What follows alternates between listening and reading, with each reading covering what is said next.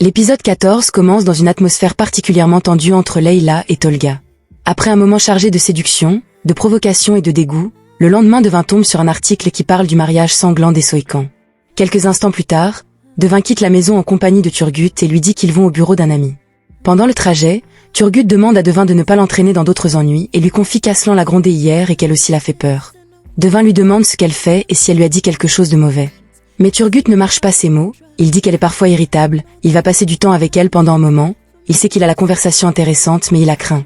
Malgré les plaisanteries, il devient évident que la jeune femme inspire autant le respect que la crainte. Son caractère affirmé impressionne ceux qui l'entourent, même lorsqu'elle essaie simplement de discuter de sujets anodins. Pendant ce temps, chez les Soykan, le climat reste électrique. L'absence de Devin au petit déjeuner ne passe pas inaperçue. La grand-mère demande à Aslan sa femme. Il répond qu'elle est partie tôt.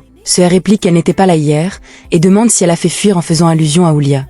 Parce qu'elle sait que si une autre femme arrive, le règne de Oulia va se terminer. Mais Oulia ne tarde pas à répondre en disant qu'elle n'a peur de personne. Si son petit-fils n'a pas pu faire asseoir sa femme sur la table, que doit-elle faire? Leila arrive au même moment et informe qu'elle sort. Oulia lui demande si elle peut venir avec elle. Leila accepte. Une fois à l'extérieur, Aslan suit sa mère et insiste à parler avec elle. Il lui dit qu'il est désolé pour ce qu'il a dit hier, il ne voulait pas l'offenser. Oulia reste silencieuse et Aslan lui demande si elle ne dira rien et insiste pour qu'elle sourie mais rien. Oulia finit par lui dire qu'elle n'a pas besoin d'organiser un complot comme il a insinué. De l'autre côté, Devin arrive chez son collègue afin d'obtenir une aide précieuse. Elle demande à Turgut de l'attendre à l'extérieur, mais ce dernier ne semble pas coopérer. Devin le rassure qu'elle est sécurité donc il peut partir. Turgut part malgré lui. Malgré les risques professionnels et les limites éthiques de cette démarche, elle accepte d'aller jusqu'au bout. Devin est déterminée à découvrir la vérité, même si cette quête pourrait bouleverser toute sa vie. Elle se rend ensuite dans une pièce où Sina l'attend. Une question la hante désormais. Aslan cache-t-il un passé encore plus sombre qu'elle ne l'imagine? Pendant ce temps, Ati, qui semblait vivre cachée depuis plusieurs jours, reçoit la visite surprise d'Aslan. L'ambiance devient pesante. La musique laisse présager qu'un événement grave est sur le point de se produire. Contre toute attente, Devin obtient enfin un entretien avec Sion. Ce dernier accepte de lui parler, mais uniquement parce qu'il a besoin d'elle. Très vite, la discussion prend une tournure inquiétante. Devin ose poser la question qui lui brûle les lèvres depuis longtemps. Aslan a-t-il déjà tué quelqu'un? Face à cette interrogation, Sion ne répond pas directement. À la place, il décrit Aslan comme un homme prêt à tout pour protéger sa famille, quitte à franchir les limites les plus dangereuses. Ces paroles sèment encore plus le doute dans l'esprit de Devin. Est-elle en train de découvrir le véritable visage de son mari? Mais soudain, l'épisode bascule une nouvelle fois. Ati terrifié, il tente de prouver son innocence et supplie qu'on lui laisse une chance de s'expliquer. Pourtant, Aslan reste impassible. Pour lui, s'opposer aux Soykan a toujours un prix. La peur envahit Ati. Malgré ses supplications, il est jeté au milieu de nulle part.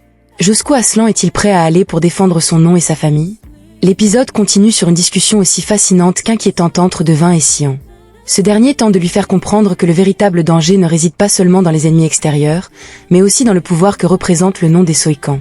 Selon lui, cette famille donne une impression de force, mais finit par consumer ceux qui en font partie. Devin, elle, refuse de se laisser influencer et continue de chercher la vérité. Pourtant, une question continue de la tourmenter. Jusqu'où Aslan est-il réellement allé pour protéger les siens? Soudain, Devin décide de retourner la situation. Puisqu'il parle enfin sans masque, elle interroge directement Sion sur son passé. Pourquoi reste-t-il incapable de tourner la page après la disparition de son père? Cette question le déstabilise profondément. Le silence qui suit en dit parfois bien plus que les mots, laissant Devin face à un homme rongé par des blessures qui n'a jamais guéri. Elle laisse seule puis s'en va. Derrière, on peut qu'elle a réveillé quelque chose de très sensible en lui. Quelques instants plus tard, Devin rejoint Turgut. Elle appelle ensuite Yagmur et lui reproche de l'avoir laissée sans nouvelles d'elle. Celle-ci excuse en disant qu'elle s'était endormie. Devin demande ensuite comme va Eko. Yagmur lui dit qu'il va bien. Devin demande ensuite des nouvelles de leur mère. Yagmur l'apprend que leur père a vendu la maison. La nouvelle la choque et laisse rapidement place à la colère. Sans perdre une seconde, elle décide de rentrer chez sa mère afin d'empêcher cette vente qu'elle juge injuste. Pendant ce temps à l'hôpital, Eko découvre que Yagmur consomme des médicaments. Il tente de comprendre depuis combien de temps cette dépendance dure, mais la discussion dégénère rapidement. Les reproches éclatent, Eko lui dit que c'est pour ça qu'elle est restée auprès de lui. Les émotions prennent le dessus et Yagmur vexé lui dit qu'elle est restée parce qu'elle s'inquiétait pour lui. Blessée par les mots d'Eko, Yagmur s'en va. Pendant ce temps, Leila traverse elle aussi une période douloureuse. En discutant avec sa mère, elle s'interroge sur ce que signifie réellement être une personne normale. Derrière cette simple question se cache une profonde souffrance. Elle cherche à comprendre si aimer quelqu'un que sa famille n'acceptait pas fait d'elle une mauvaise personne. Son désarroi est bouleversant et révèle des blessures encore ouvertes. De son côté, Devin arrive enfin chez sa mère au moment où une violente dispute éclate avec son père. Celui-ci refuse de revenir sur sa décision de vendre la maison, tandis que sa mère refuse catégoriquement de quitter les lieux. Devin intervient pour protéger sa mère et promet de tout faire pour empêcher cette vente.